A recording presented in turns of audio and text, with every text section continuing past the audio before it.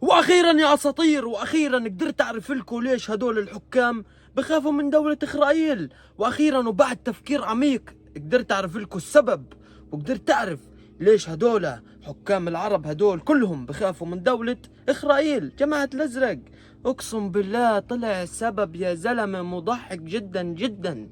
زي ما انتم عارفين هذه الدولة عامله لهم رعب وحاكمة كل حكام العرب، واللي منها مصر والسعودية وهدول الدول العربية.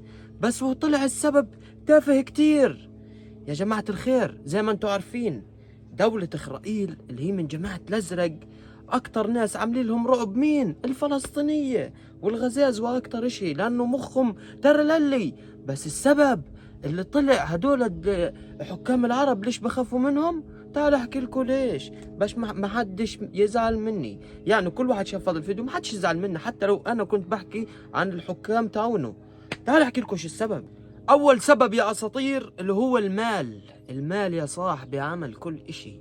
هدول الدول العربية يعني انت اعطيهم مال بسكتوا. يعني قبل هيك فات مثلا مصر ايش عملوا لهم اسرائيل؟ قالوا لهم بنعطيكم دولارات بتسكتوا. وفعلا يا جماعة الخير ضلوا يدعموا فيهم يدعموا فيهم عبال ما سكتوهم. والدولة العربية الثانية كلهم مطابعين معهم، مثلا السعودية هدول لهم السعودية مش ناقصهم مصاري، بس ايش بروحوا بطبعوا معهم. ليش؟ علشان هذه الدولة تحميهم.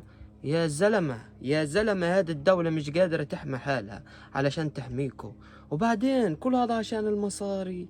يا ويل عليكم، بكرة عند رب العالمين قولوا لهم احنا وقفنا معهم علشان المصاري.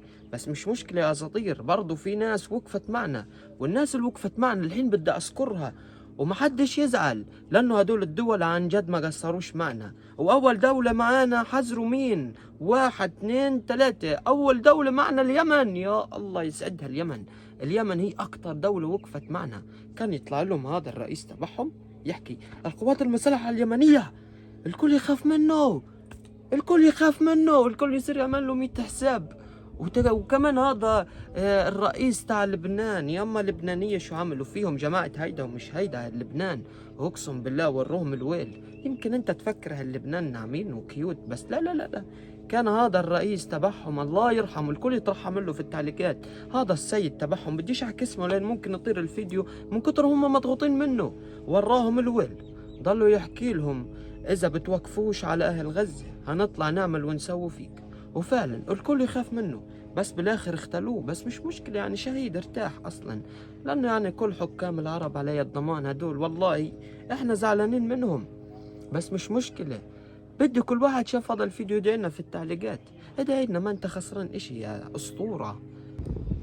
قبل ما اخلص الفيديو بدي منكم كل واحد شاف هذا الفيديو يصلي على النبي بالتعليقات 5 مرات، ويكتب لي هذا الفيديو طلع من غزة ووصل لوين.